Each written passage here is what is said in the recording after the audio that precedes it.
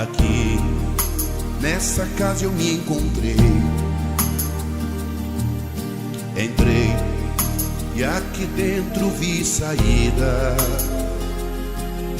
Sim, foi nessa casa de amor que as benesses do labor cicatrizaram minhas feridas. Depois de muitos e muitos passes, estudo e a água da paciência.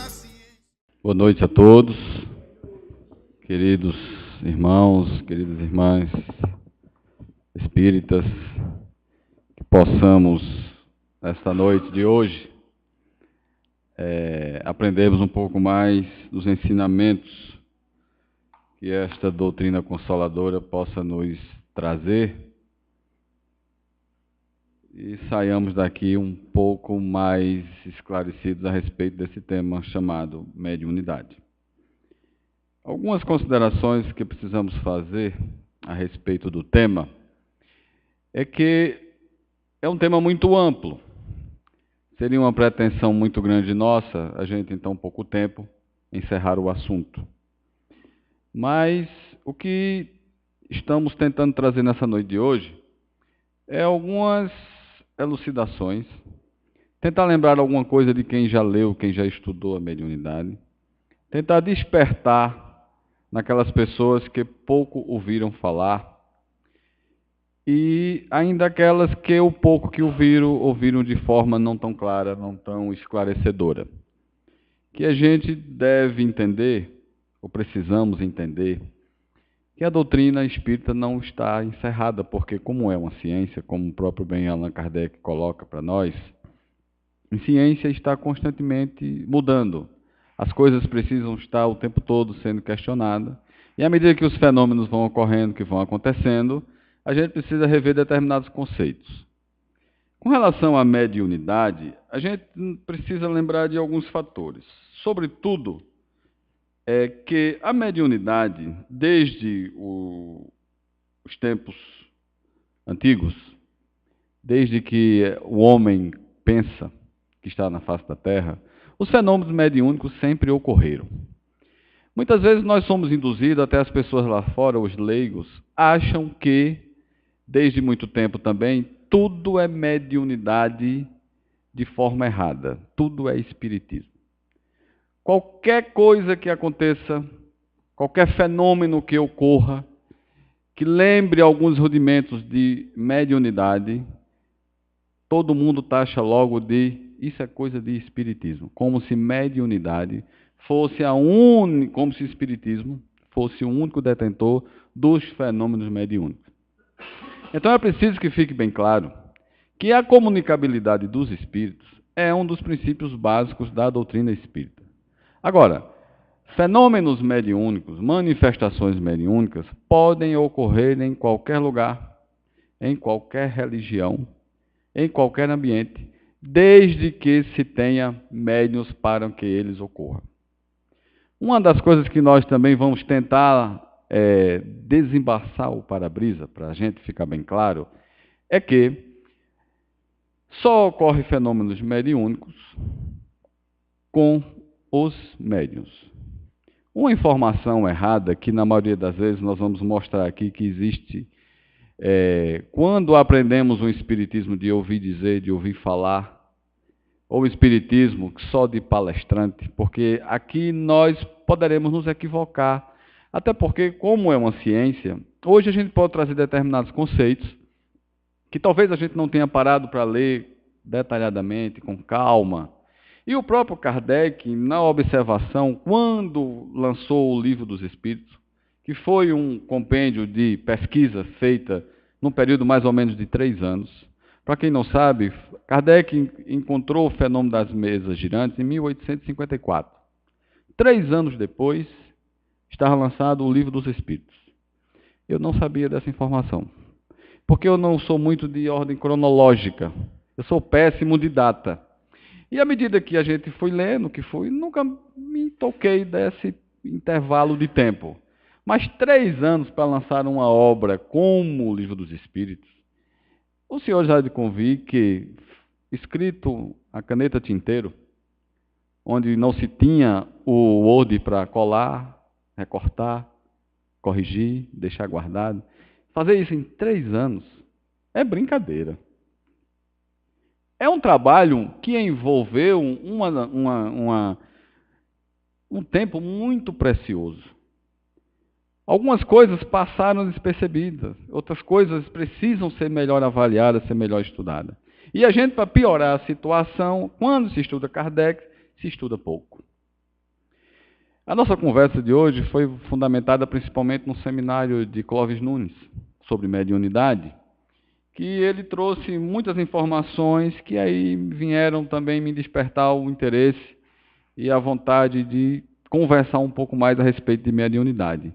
Eu já falei a respeito de mediunidade aqui, como também lá no nosso Apolo, e falei de mediunidade com Jesus. Foi uma coisa mais específica.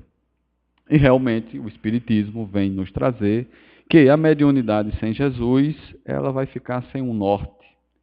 Mas uma coisa muito importante que a gente precisa entender, e eu acho que é um assunto muito delicado, e na maioria das vezes, quando nós somos levados ao centro espírita, ou quando chegamos ao centro espírita pela primeira vez, a gente vem com resquícios de outras religiões.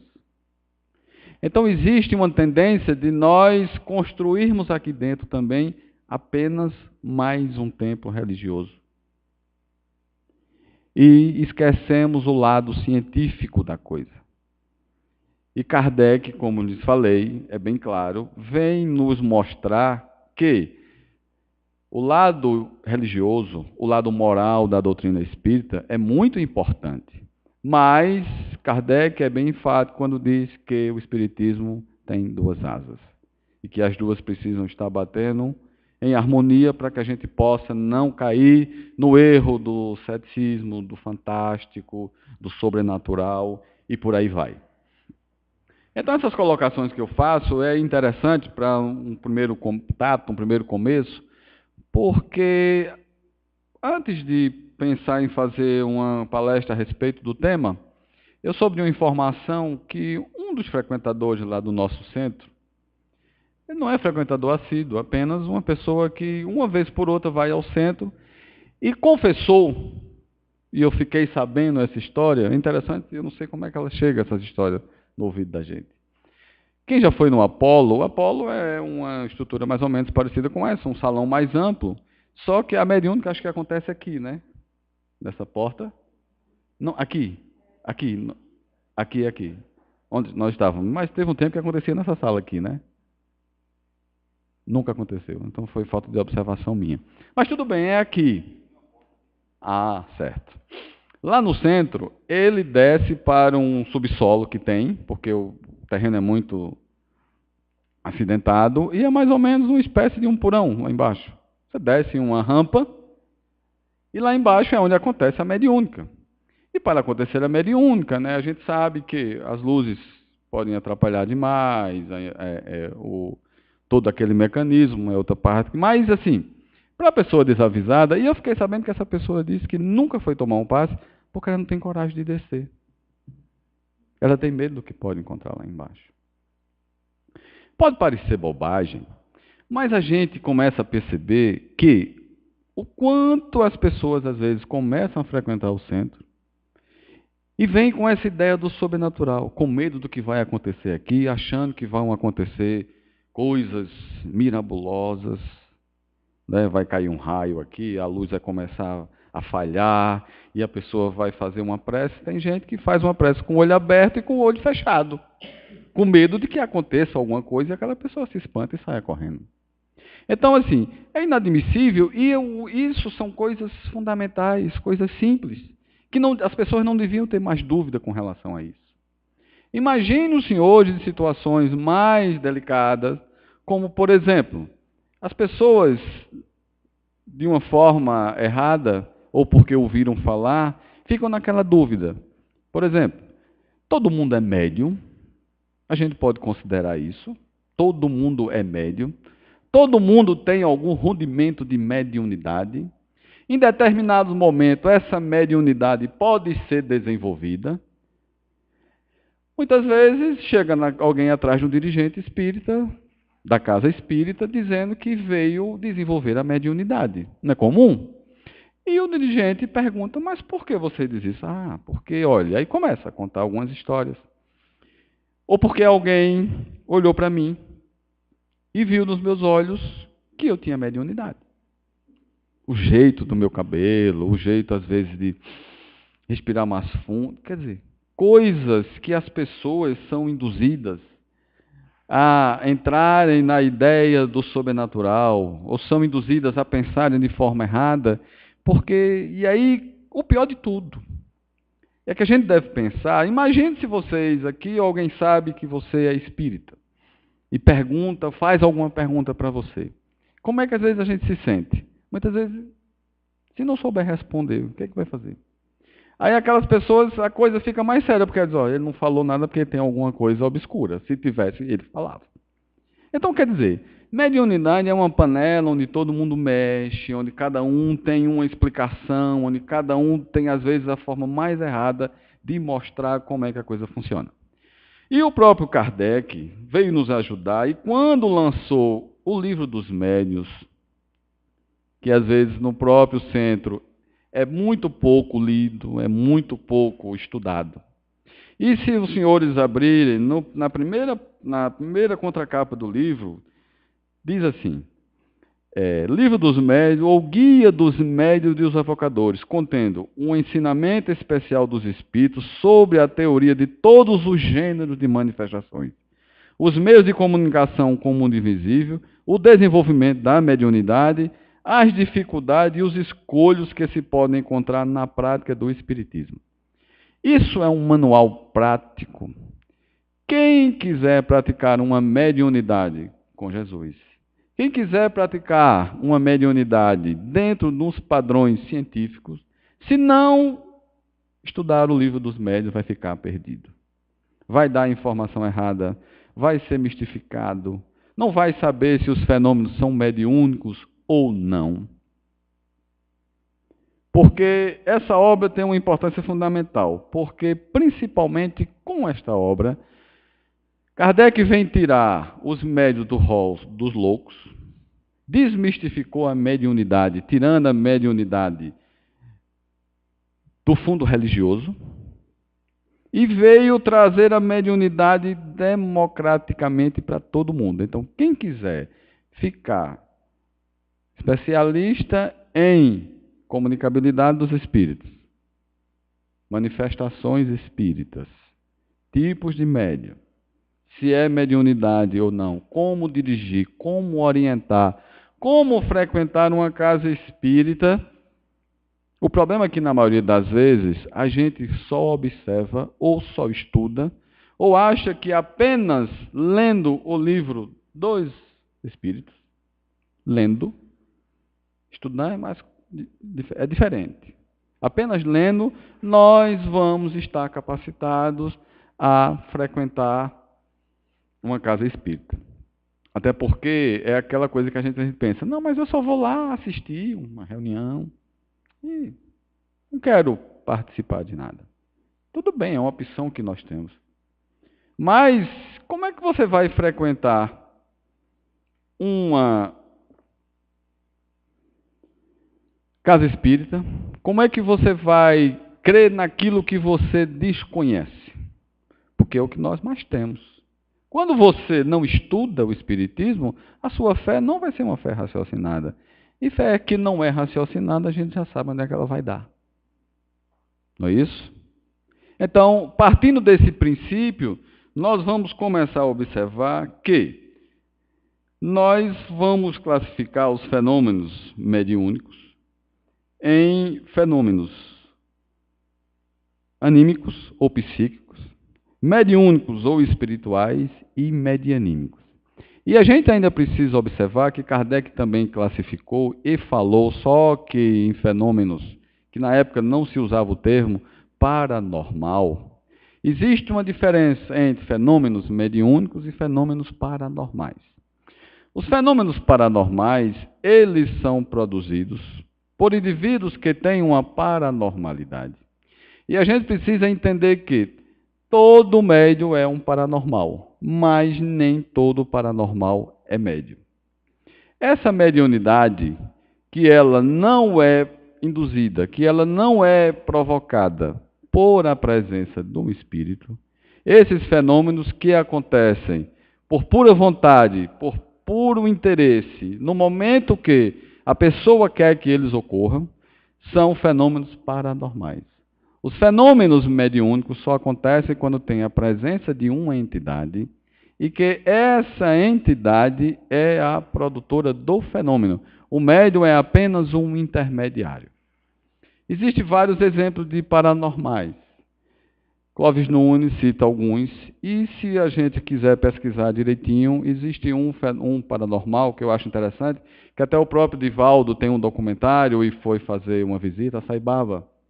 O documentário de Saibaba é muito interessante, porque o próprio Divaldo fez uma pesquisa, foi visitá-lo com alguns amigos na época, e na internet tem no YouTube, né? Vocês podem observar. O paranormal, ele pode fazer materializações, pode materializar, pode fazer transporte de algumas substâncias materiais. Esses fenômenos acontecem à vontade de um momento que o paranormal quer. Mas, no Espiritismo, a mediunidade não acontece por pura vontade do médium. Ficou bem claro isso? Porque aí a gente começa a fazer uma diferença e começa a procurar entender que nem todo fenômeno paranormal é provocado por um espírito. Mas alguns médiuns podem realizar fenômenos paranormais, ok? Eu citei exemplo de Saibaba, mas tem outros que a gente pode entender melhor. Kardec vai estudar aqui, vai dividir os fenômenos mediúnicos em dois grandes tipos, os fenômenos físicos e os fenômenos intelectuais. A gente não dá muita ênfase na casa espírita, eu pelo menos, de alguns palestrantes que já ouvi falar, e o próprio Kardec, na revista Espírita, ele fala de muitos fenômenos, muitas manifestações físicas. Mas a gente está mais habituado a ouvir falar das manifestações intelectuais, principalmente das psicografias. Porque é uma manifestação mediúnica mais comum de ocorrer, ok? Mas as manifestações são divididas nesses dois grandes grupos. É bom a gente começar a perceber também o seguinte, que principalmente quando Kardec teve contato com os fenômenos espíritas, através das mesas girantes, e com o passar do tempo das pranchetas que se usavam como intermédios, que achava-se que elas eram necessárias para que o espírito tomasse da caneta e escrevesse e psicografasse, esses fenômenos começaram, através dessas vias, dessas manifestações físicas, que existia atuação na matéria, mas ela, com o passar do tempo, a gente perdeu um pouco do interesse, vamos dizer assim, e nós vamos perceber que é interessante que nesse seminário também o próprio Clóvis Nunes vem nos mostrar que não existem apenas 3 tipos de obsessão. Vocês já ouviram falar mais alguma fora as 3? Alguém sabe das 3 quais são? Vamos só recordar, não dá tempo de falar de todas elas. É obsessão simples, fascinação e subjugação, não é isso? Eu já vi várias palestras, só ouvi até então falar dessas 3. Alguém aqui já ouviu falar mais de algumas outras? Só essas 3. Então vamos para frente. Então o médium, que a gente é mais conhecido para o espiritismo, que ficou consagrado como a maior antena mediúnica do século passado, foi Chico Xavier. Então, assim, e os fenômenos que a gente mais conhece de Chico Xavier era apenas psicografia, né? Mas Chico Xavier era médium de efeitos físicos, era médium que produzia vários fenômenos, mas o mais conhecido para nós era apenas a psicografia, ok? Agora, uma coisa que até então na minha cabeça também ficava uma dúvida muito grande. Eu até então achava que sim. Falta de estudo. E às vezes eu ficava pensando, meu Deus, eu não tenho nenhum resquício de mediunidade. A menor que seja. Mas eu já vi palestrantes dizerem que nós todos, em maior ou menor grau, temos algum resquício de mediunidade. Não foi assim que nós aprendemos. Então vamos lá. É interessante porque, veja só, na introdução do Livro dos Médiuns, logo no 3º capítulo, tem o seguinte: enganar-se-ia igualmente quem cresce encontrar nesta obra uma receita universal e infalível para formar médiuns. Então, se fosse todo mundo médium, era só chegar na casa espírita, ler o livro dos médiuns, ser bem orientado, que ele iria desenvolver essa mediunidade. Os senhores não acham isso? Então, quando ele diz aqui, ó, é uma receita universal e infalível para formar médios, conquanto cada um encerra em si mesmo o germe das qualidades necessárias para tornar-se médium, essas qualidades não existem senão em graus muito diferentes, e seu desenvolvimento provém de causas que não dependem de ninguém para fazê-las nascer à vontade. Porque o médium, ele não é um paranormal no sentido vulgar da palavra. As regras da poesia, da pintura e da música não fazem nem poetas, nem pintores e nem músicos daqueles que não lhes têm o gênio.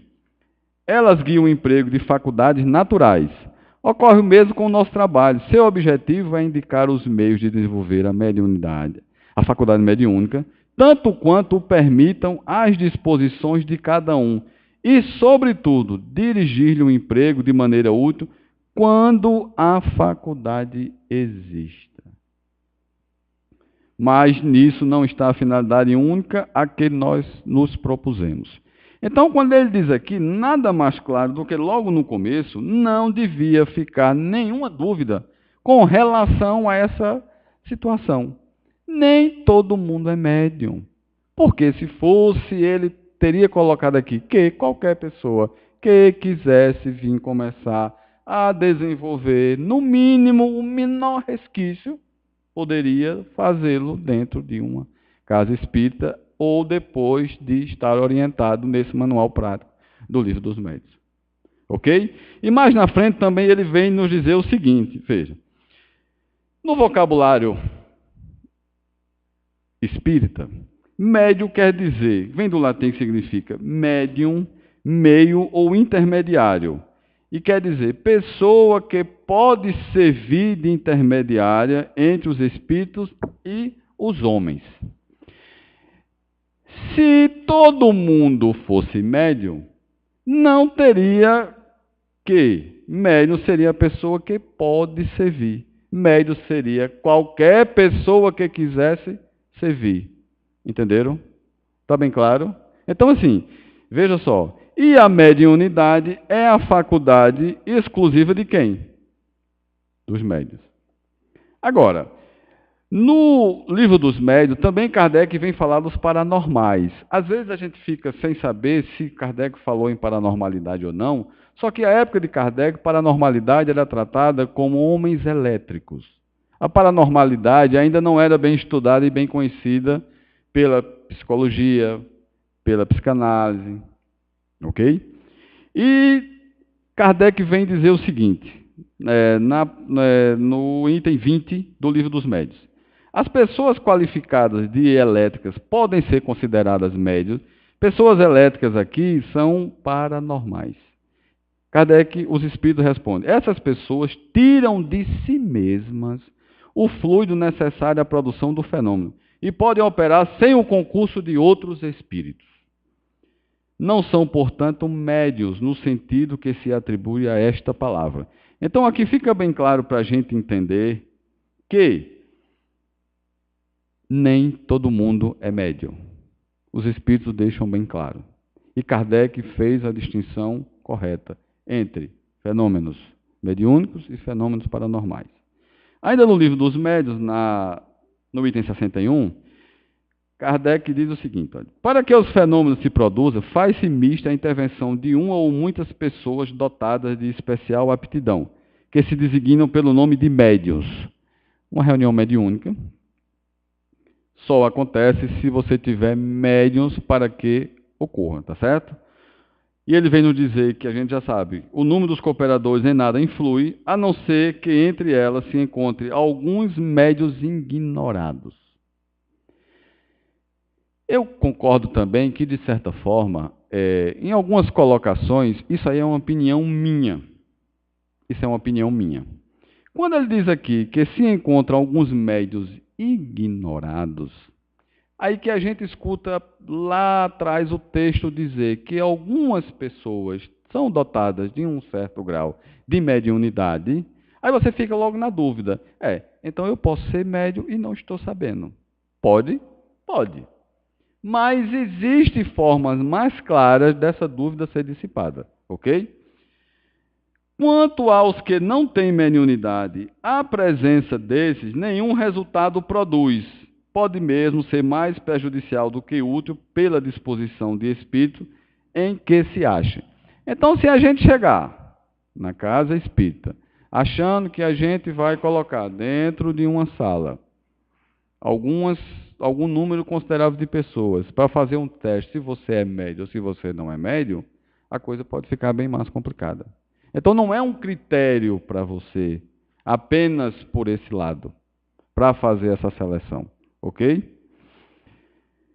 Então, no livro dos médiuns, no item 159, Kardec vem esclarecer mais ainda. Todo aquele que sente num grau qualquer, a influência dos espíritos é por esse fato médio. Você tem que sentir a influência. Essa faculdade é inerente ao homem, não constitui, portanto, um privilégio exclusivo. Por isso mesmo, raras são as pessoas que dela não possuem alguns rudimentos.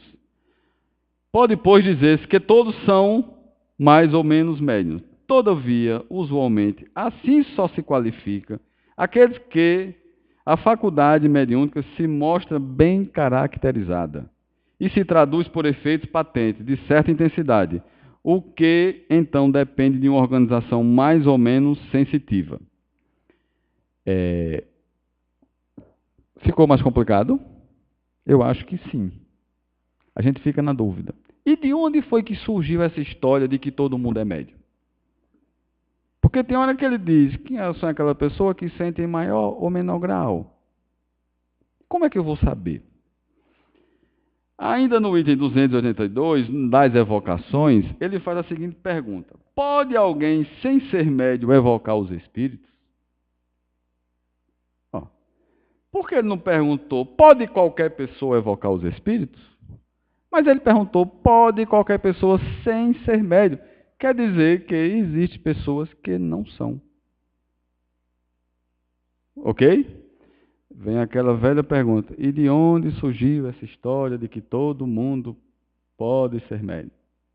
De uma interpretação equivocada da questão 459 do Livro dos Espíritos, que eu acho que todo espírita sabe a resposta. Estão lembrando qual é a pergunta? Não? Influem os espíritos em nossos pensamentos, em nossos atos? Aí, qual é a resposta dos espíritos? Muito mais do que imaginais. Influem a tal ponto que, muito frequentemente, são eles que vos dirigem. Não é assim? Pronto, então todo mundo é médium. Pois é. Foi uma forma equivocada porque essa tradução é a mais recente. Eu não sabia disso. No livro dos Espíritos que eu tenho aqui, que é na tradução de Guilhom Rodrigues, não está mais frequentemente. A resposta é que, de ordinário, são eles que vos dirigem. Uma tradução equivocada começa a trazer uma confusão. De ordinário, quem vive aqui é Leandro. Eu venho aqui muito frequentemente. E no subtítulo dessa questão está na cara, diz assim: influência oculta dos espíritos em nossos pensamentos e atos. Se é oculto, o que é uma coisa oculta? Ninguém sabe, ninguém sente. Ela acontece, a gente não sabe de quê. Então, a influência que nós sentimos, ela é oculta. A partir da interpretação errada dessa pergunta, é que a gente acha, ou foi induzido, a imaginar, porque eu pensava assim, eu tenho uma certa mediunidade, porque se eu estou aqui e se eu sou inspirado, eu tenho um rudimento de mediunidade. Está errado. Eu não tenho nenhum. Se eu sou inspirado, eu sou influenciado ocultamente. Eu tenho mais de 15 anos de espiritismo. Eu nunca me arrepiei, eu nunca me assustei, eu nunca vi zoada, eu nunca vi batida, eu nunca vi nada. Eu não sei. Eu não sei o que é isso. Se fosse para eu atestar que o espiritismo, os fenômenos existem porque eu vi, eu escutei, eu presenciei, eu testemunharia contra, porque eu nunca vi nada, nunca escutei nada. Então nós somos influenciados ocultamente. Agora, vejam os senhores que na Revista Espírita de 1859, no item chamado Médium Sem Saber, um artigo que Kardec publicou, ele fala do poema do senhor de Porry. Segundo Allan Kardec, este poema, ele foi recebido por uma via mediúnica indireta. Então eu acho o seguinte, que o próprio Kardec, em alguns momentos, numa situação como essa, como o Espiritismo estava surgindo, a nomenclatura ainda era muito recente. Em determinados momentos, eu acho que faltou, não sei se é muita pretensão isso que eu estou dizendo, mas isso não é nada demais, porque mais na frente nós vamos ver que além dos 3 tipos de obsessão, existem 5. O Kardec reconsiderou determinados conceitos. Os senhores estão entendendo a minha colocação? Então, ele recebeu esse poema, não foi por mediunidade indireta, foi por influência dos espíritos. Ficou claro? Por quê? Quando eu terminei essa palestra lá no Centro Espírita Apolo, um colega nosso disse que ele é quem dirige um grupo mediúnico da nossa casa há um bom tempo. Ele disse que ele não era médium, mas que ele era inspirado. Por isso ele tinha uma mediunidade indireta. Mas se você não vê, se você não sente, se você não escuta, se você não percebe a presença dos espíritos, isso não é uma mediunidade. Isso é uma influência oculta. Veja como muitas vezes a gente mesmo estudando, relendo, comparando, mostrando, ainda fica aquela dúvida na cabeça das pessoas. Eu não sou médium. Mas eu posso dizer que não sou influenciado? Não, nós somos influenciados. Todos nós somos influenciados. Se fosse assim, a gente não podia ser obsediado, só podia ser obsediado quem era médium. Não é? Mas todos nós não podemos receber uma influência boa ou má dos espíritos. Se é boa, é uma inspiração. Se é má, é uma obsessão. Mas a gente pode dizer, então, se fosse assim, só seria obsediado médium. Quem recebe as influências ocultas não seria obsediado. Ficou claro, minha gente? Então, influência oculta dos espíritos pode acontecer e todos nós temos. Agora, o médium não é influenciado ocultamente. Ele sente a presença em maior ou menor grau. Tá certo? Isso é importante, isso é interessante, porque a gente, quando vai estudar a gente vai ver que eu não sabia, entre aspas, até um certo tempo, que um dos tipos de mediunidade mais difícil é a mediunidade onde você vê os espíritos. É a mais rara, uma das mais raras. E eu achei interessante porque uma vez a gente estava no centro, eu já contei a experiência aqui, e uma mulher que estava no momento disse que, enquanto a gente estava na prece, que ela que precisava de uma ajuda. Eu olhei, por quê? Ela disse, não, porque eu estou vendo um espírito aqui. Eu me assustei. Porque, num determinado momento, as pessoas, como eu que estava, e para acabar de completar, o dirigente do grupo tinha saído para resolver uma coisa na evangelização infantil que estava acontecendo. Nós tentamos acalmar a situação, aquela coisa toda, mas aí não dê passividade, faça uma prece, não dê passividade. Diga a ele que esse momento não é o momento dele vir dizer alguma coisa, de se comunicar, alguma coisa desse tipo. Mas aí ficou aquela coisa toda que depois ficou aquela dúvida no ar, porque a primeira coisa que ela disse é que estava vendo. Entenderam? Então, à medida que a gente começa a estudar, a gente começa a entender como é que acontecem os fenômenos mediúnicos de verdade, a gente começa a querer separar as fraudes. Entendeu? Então, veja bem. Então, com relação, no item 232, Kardec vem dizer, fora erro acreditar alguém que precisa ser médio para atrair a si os seres do mundo invisível. É mais uma confusão daquela questão, né? Eles povoam o espaço, temos-nos incessantemente em torno de nós, ao nosso lado, vendo-nos, observando-nos, investindo em nossas reuniões, seguindo-nos ou evitando-nos, conforme os atraímos ou repelimos. A faculdade mediúnica em nada influi isso.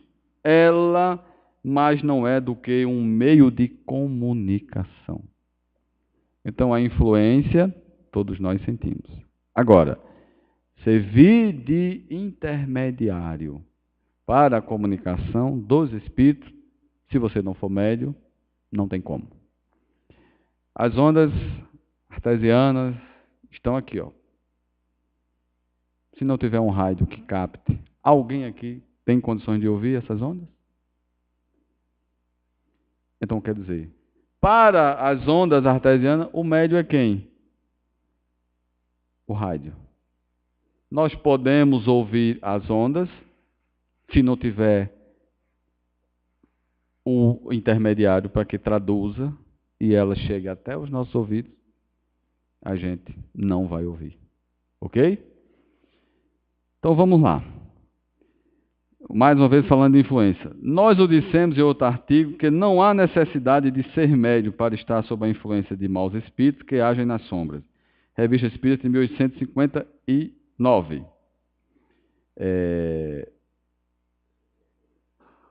Vamos fazer um comentário, porque quando a gente está falando de mediunidade, é interessante também que fique bem claro o seguinte: não tem nenhuma vantagem especial em ser médium, viu? Não tem nenhuma vantagem. Nenhuma. Isso, Emmanuel vem nos dizer através de Chico que quem são os médios? Os médios, na sua generalidade, não são missionários. Na acepção comum do termo, são almas que fracassaram desastrosamente, que contrariaram sobremaneira o curso das leis divinas e que resgatam sob o peso de severos compromissos e limitada responsabilidade o passado obscuro e delituoso. O seu pretérito muitas vezes se encontra enodoado de graves deslizes e de erros clamorosos. Quase sempre são espíritos que tombaram dos cumes sociais pelo abuso do poder, da autoridade, da fortuna e da inteligência, e que regressam ao orbe terrestre para se sacrificarem em favor do grande número de almas que se desviaram das sendas luminosas da fé, da caridade e da virtude.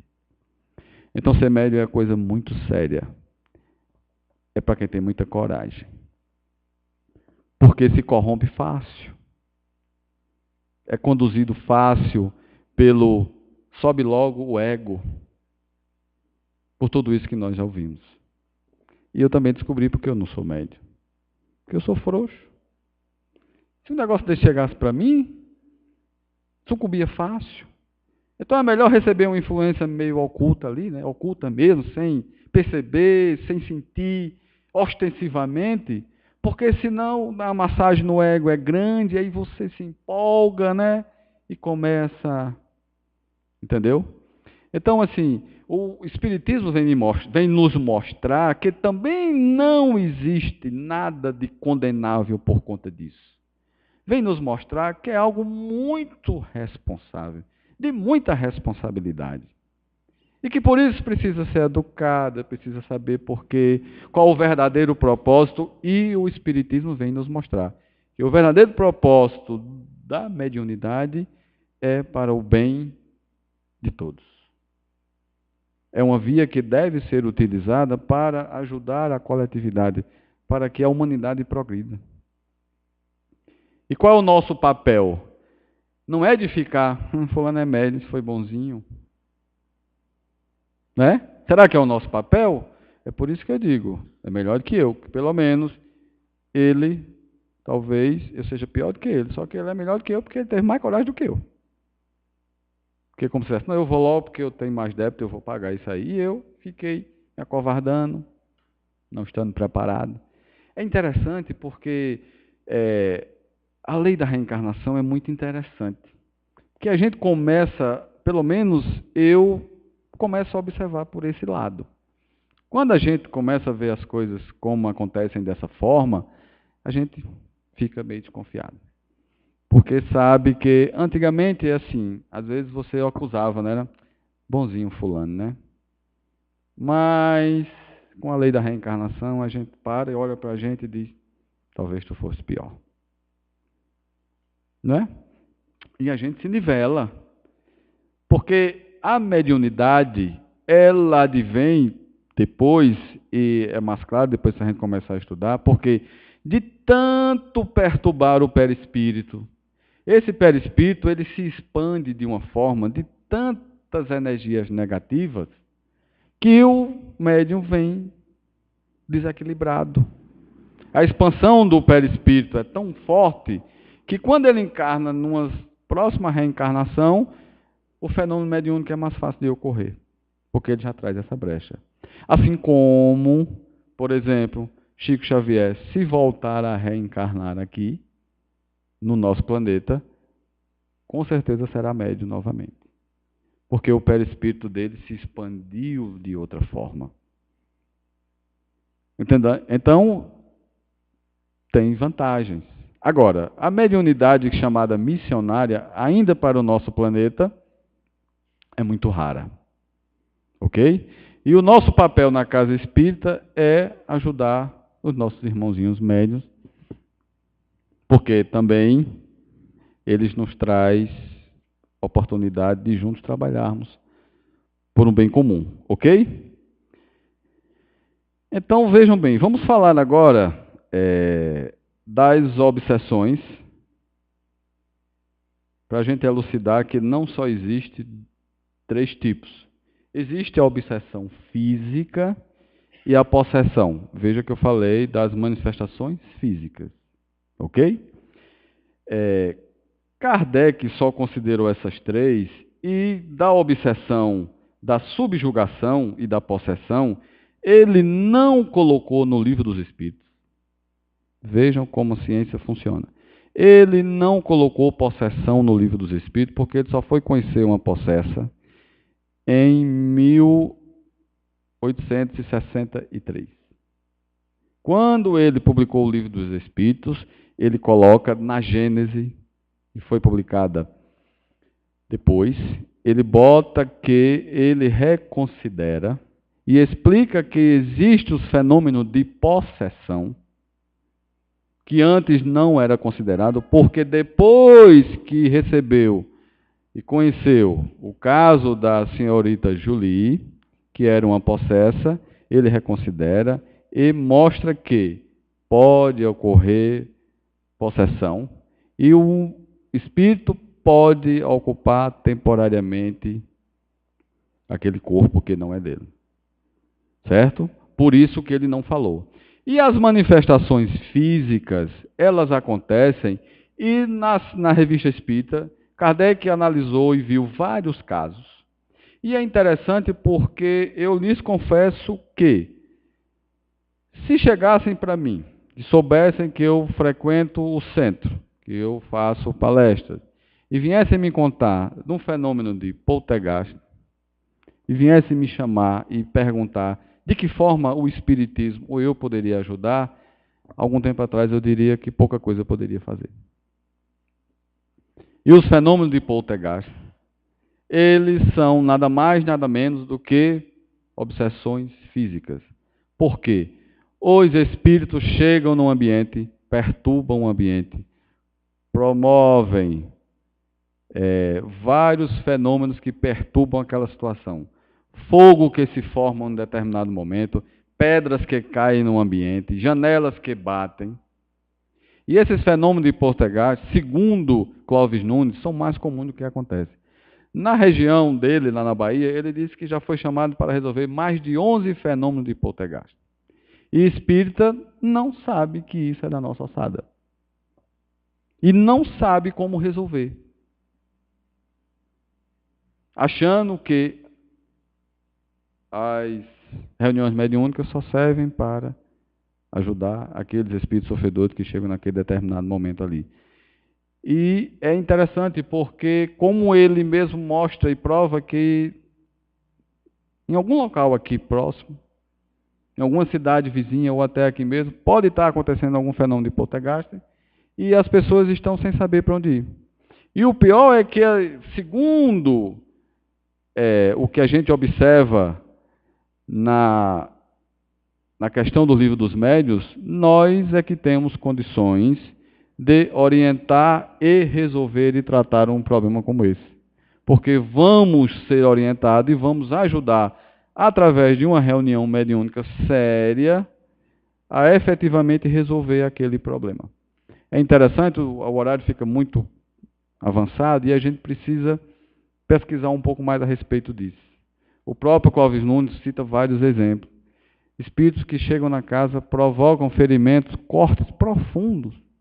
Ele investigou um fenômeno em que o espírito chegou a cortar 11 pessoas nessa casa. Cortes profundos, de navalha. E a gente às vezes fica achando que isso é coisa do outro mundo. Sobrenatural. Sobrenatural não existe. O sobrenatural existe apenas para as convicções religiosas. Não existe nada além da natureza. Para nós, o que ainda não foi esclarecido, não tem nada de sobrenatural. São fenômenos que estão na natureza, só que a gente desconhece. Para o Espiritismo não existe sobrenatural.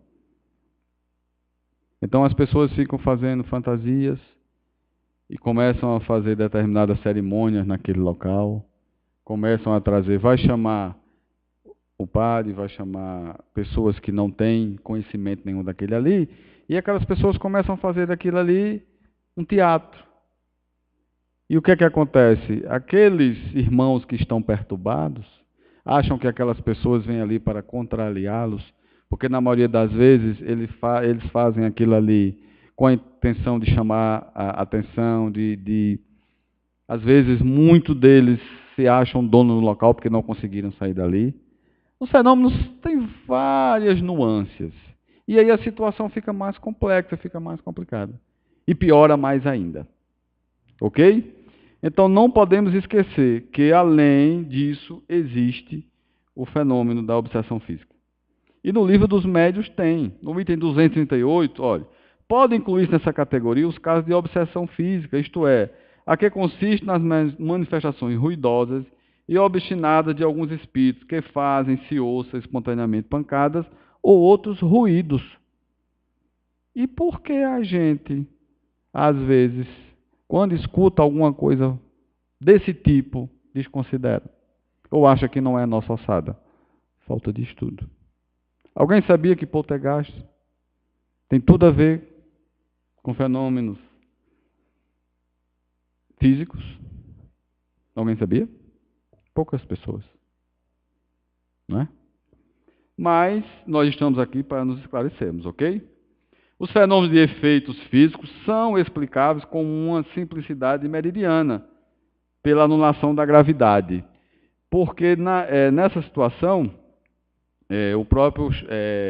são casos que eu acho engraçado, porque Clóvis Nunes disse que com a mentalidade de pesquisador, ele disse que acha interessante quando é chamado para resolver um fenômeno de poltergeist, mas ao mesmo tempo, quando chega lá, sente duas alegrias. Uma por ter resolvido, aliás, sente uma alegria e uma tristeza. Uma alegria porque resolveu, uma tristeza porque os fenômenos desaparecem. E o pesquisador não tem mais o que investigar. Porque são de uma complexidade muito interessante.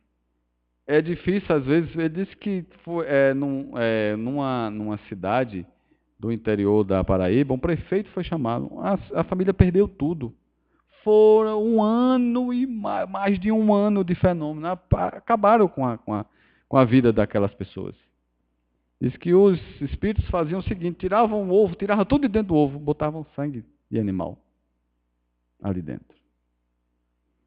Quando o feijão estava pronto, eles transportavam a lagartixa, jogavam dentro, a lagartixa morrendo e acabava com a comida. Então, assim, são coisas que não tem nada de sobrenatural nisso. São fenômenos que ocorrem, tá certo?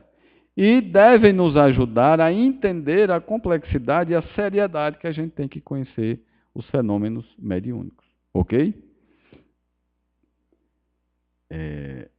Com relação à possessão, no caso da senhorita Jolie, ele vem dizer na Revista Espírita de 1863.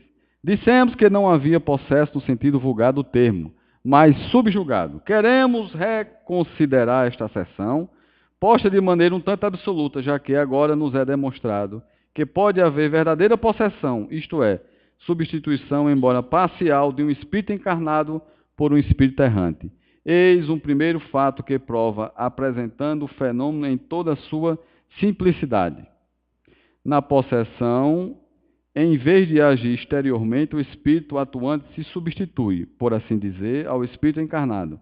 Toma-lhe o corpo para domicílio, sem que este, no entanto, seja abandonado pelo seu dono, pois que isto só se pode dar pela morte.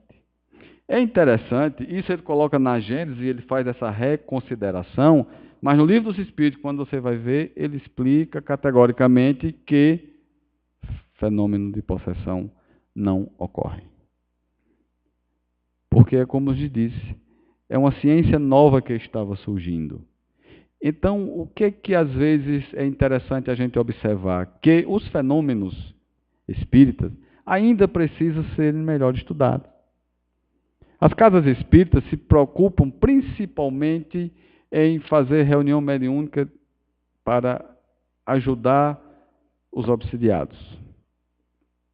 Mas a questão da investigação fica um pouco do lado. Por exemplo, é muito comum, hoje em dia, e o próprio Clóvis Nunes pesquisa a respeito de transcomunicação. Quem já ouviu falar em transcomunicação aqui? Transcomunicação, para quem não sabe, é um fenômeno que ocorre onde os espíritos, sem a necessidade de um médium, ele consegue, através de aparelhos eletroeletrônicos, sensibilizar gravadores, tirar foto em televisão. Então, quer dizer, a gente precisa estudar um pouco mais. Até porque corre o risco, se um leigo vier nos questionar se isso pode acontecer, eu tenho certeza que algumas pessoas que frequentam a casa espírita há muito tempo dizem, não, isso é coisa do demônio, isso não existe não. Ok? Então, nós ainda aprendemos pouco. Isso não é um convite. Eu não sei se os senhores sabem, mas quando eu fiquei conhecendo isso através de Clóvis Nunes, que ele disse que antes do lançamento, da descoberta da televisão, numa sessão mediúnica, Ivone Pereira do Amaral tinha trazido para Chico Xavier numa obra que aqueles circuitos internos de televisão que tinha em nosso lar, era possível de acontecer. Quando mandaram essa comunicação para a Federação Espírita Brasileira, a orientação que receberam na época era que se recolhessem à prece, porque poderiam estar sendo influenciadas por mentes que tinham outra finalidade. Aí depois, quando lançaram em 1950 alguma coisa a televisão, isso veio à tona. Então, a gente tem que lembrar que nós estamos constantemente bombardeados por informações. Cabe a nós, cabe a um grupo que se destine à pesquisa, se ouvir alguma informação, saber se ela tem fundamento ou não. Ou aguardar com calma, saber se aquela informação pode ser levada ou pode ser estudada com mais calma ou não. Agora, simplesmente dizer, pelo fato de que você não acredita, ou que você não viu que aquilo faz parte da codificação, sem saber e condená-la, é onde a gente pode incorrer em alguns erros. Está bem claro isso, minha gente? Então, não tem nada encerrado em ciência, né? E até o próprio Kardec vem nos mostrar que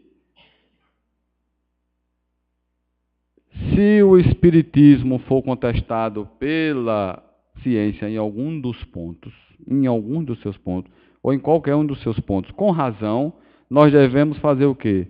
Seguir a ciência, né? E deixar o Espiritismo de lado. A pessoa vir dizer uma coisa como essa, tem que estar muito convicto e muito bem embasado de que tudo o que ele viu, de que tudo o que ele estudou, chamou a atenção e prendeu-lo pela razão. Ele não teve nenhum medo de dizer isso aí. E o que nos traz a casa espírita não são os fenômenos. Nós temos que ser convencidos pela lógica dos fatos, que nos mostra a verdade, que nos descortina, porque, para quem sabe ler, um ponto diz muita coisa. Mas para quem não sabe, uma pilha de livro não quer dizer nada. Então, se não formos tocados pelo sentimento da fé raciocinada, pela lógica, nada do que dizemos aqui vai valer. Podia acontecer materializações fantásticas aqui. Teria pessoas, o São Tomé moderno, sabe o que é que diz? Eu vi tudo, entendi tudo, mas ainda não acredito. Ok? Para encerrar, eu queria falar o seguinte. Com relação... uma coisa que eu percebi de forma equivocada, que às vezes a gente aprendeu, às vezes um espiritismo à moda da casa. Quando eu comecei a frequentar o Centro Espírita Apolo, uma das coisas que me questionaram, quer dizer, que eu me perguntava, era porque quando eu comecei a frequentar, quando dava essa hora, eu acho que eu já estou chegando na minha hora, né? Aí o dirigente ficava logo olhando. Aí eu dizia, mas está tão boa a conversa, está tão boa a palestra, eu gostei tanto. Por que não deixou ele? Não pode, porque, olha, a gente tem uma hora certa para começar e uma hora certa para terminar. Porque se a gente, mas se passar, se passar da hora, porque os espíritos que estão aqui, eles têm uma hora, mas não pode passar nem um pouquinho. Está tão bom.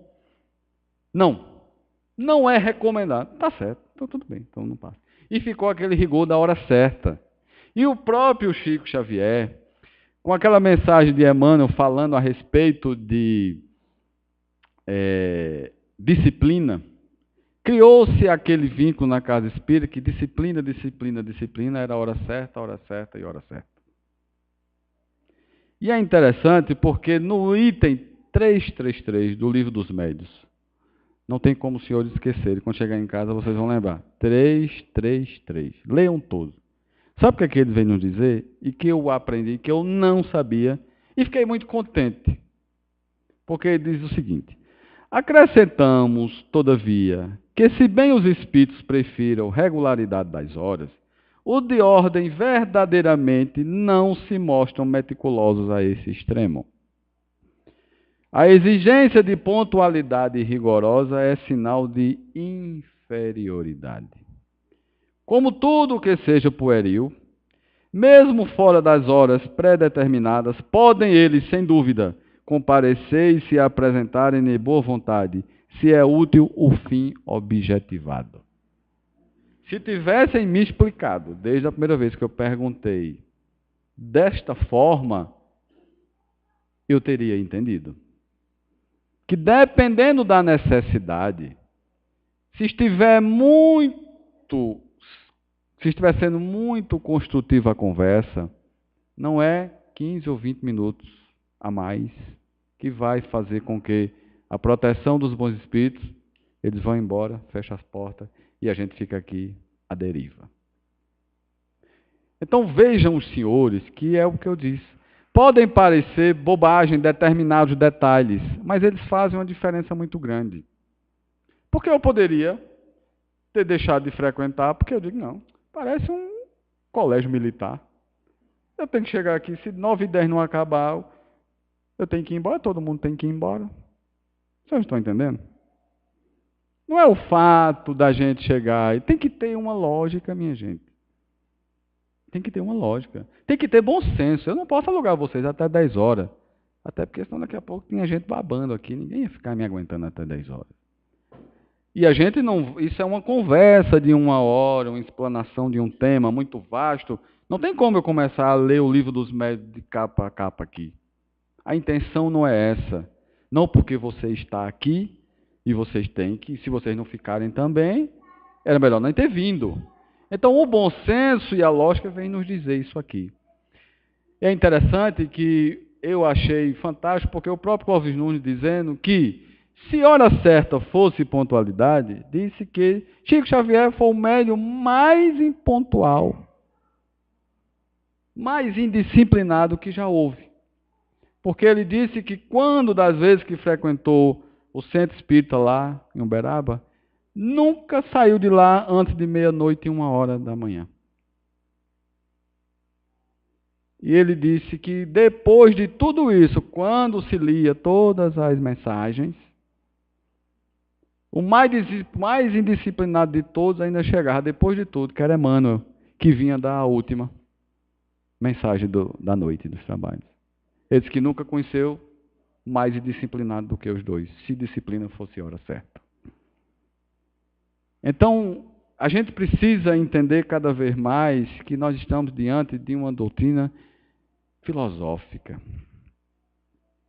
de cunho moral, que a intenção dela é nos tirar da ignorância dos conhecimentos, aproveitarmos o máximo possível e sairmos daqui bem orientados e sabendo que precisamos estudar, para não sermos enganados, para que a nossa intenção, a nossa fé, seja aquilo que nós quisermos chamar, a nossa razão seja tocada para isso.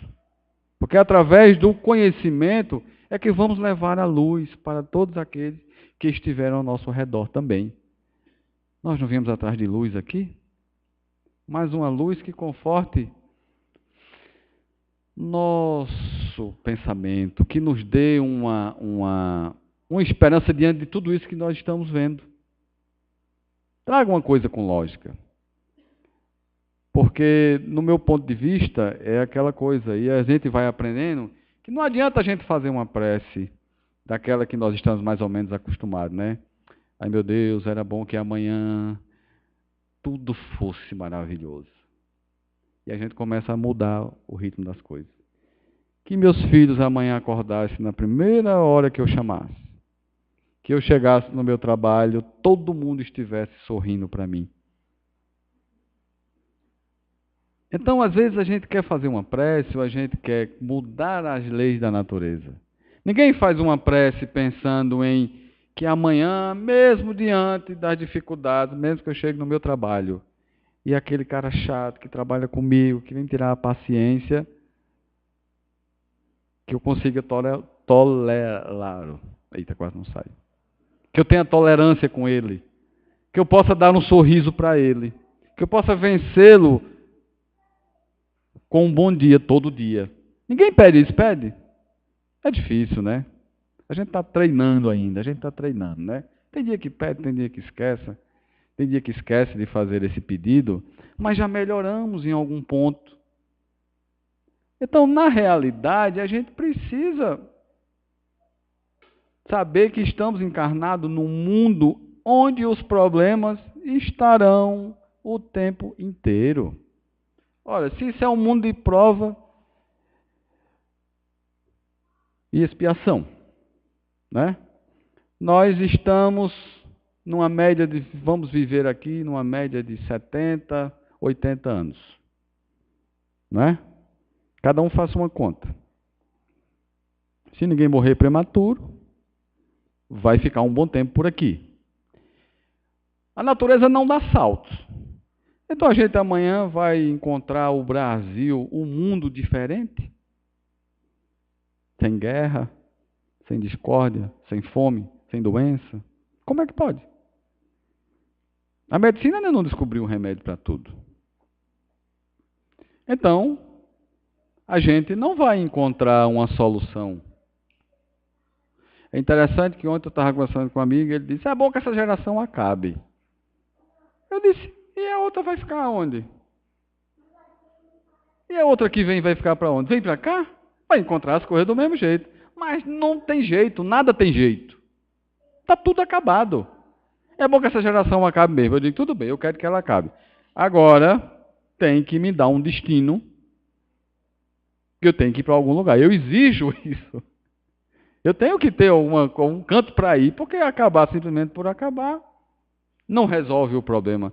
Mas veja que nós somos induzidos, as pessoas são induzidas a quererem milagres, que as coisas aconteçam. E a gente sabe que em ciência não existe milagre.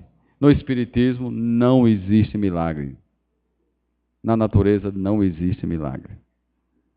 Ok? Então que possamos sair daqui mais fortalecidos, sabendo que precisamos estudar e nos prepararmos para podermos, principalmente, estarmos prontos para servir no momento que formos chamados. E se não tivermos ainda condições de orientar plenamente aquelas pessoas, mas que saiamos daqui nós mesmos, cada um convencido daquilo que encontramos aqui e que estamos buscando, para não deixarmos nos alienarmos como no passado,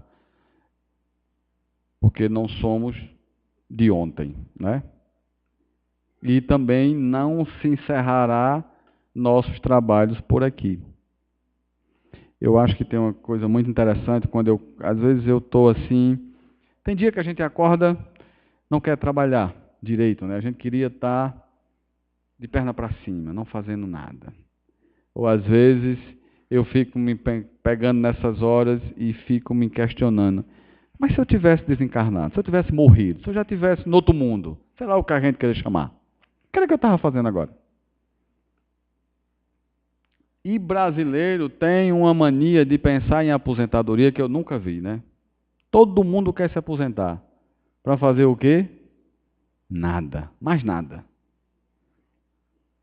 E será que a vida é assim? Vai chegar um determinado momento que a gente não vai fazer nada? No mundo espiritual é aquilo que a gente já viu, é um violino tocando e a gente para cima e para baixo. Subindo para um canto e descendo para o outro. Então, nesses questionamentos, é interessante que a gente o faça. Para a gente saber que nós teremos sempre que contribuir para algo no universo. Ok?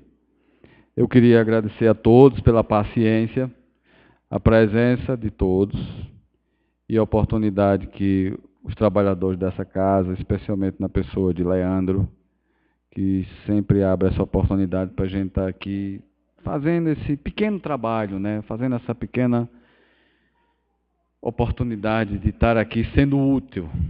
Porque é tão bom a gente sair daqui bem mais assim, bem mais refeito. Porque uma das coisas que a gente tem maior, falando dessa questão da inércia, Eu já falei aqui da lei de trabalho, não já? E eu sempre digo isso.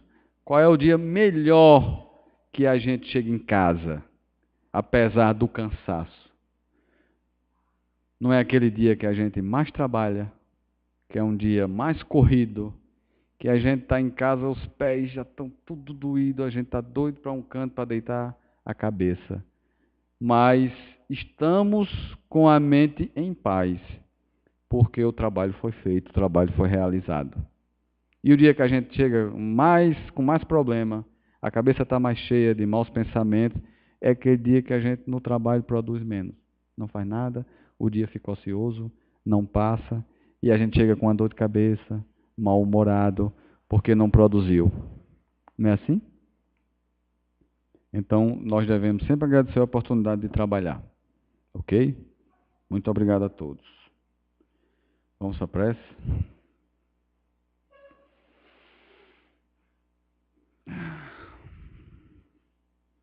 Quem quiser fechar os olhos, que assim o faça. Fiquemos da melhor maneira confortável no local onde nós estamos. Possamos fazer a nossa mente viajar. Viajar enquanto aquele que sempre nos trouxe a oportunidade, através dessa doutrina consoladora, de nos guiar por veredas mais tranquilas. Apesar da dificuldade, apesar das provas que pedimos para que aqui nos fossem enviadas. Mas estamos aqui firmes e fortes, tentando sermos hoje melhor do que ontem e amanhã melhor do que hoje. E os bons espíritos vejam esse nosso propósito. Os mentores espirituais dessa casa nos amparam e nos assistem, para que possamos conviver, sobretudo com aquelas pessoas com as quais temos mais dificuldades. E possamos buscar nessa doutrina a certeza de que, como a vida continua, radiante e vibrante, seja onde ela estiver, que possamos estar sempre em paz com todos eles. E procuremos viver essa paz neste momento que estamos aqui, neste mundo de provas e expiação, e não deixemos a nossa oportunidade passar. Agradecendo a inspiração fraterna e amiga de todos aqui que estão, encarnados e desencarnados. Agradecendo ao Mestre da Vida, hoje e sempre, que assim seja.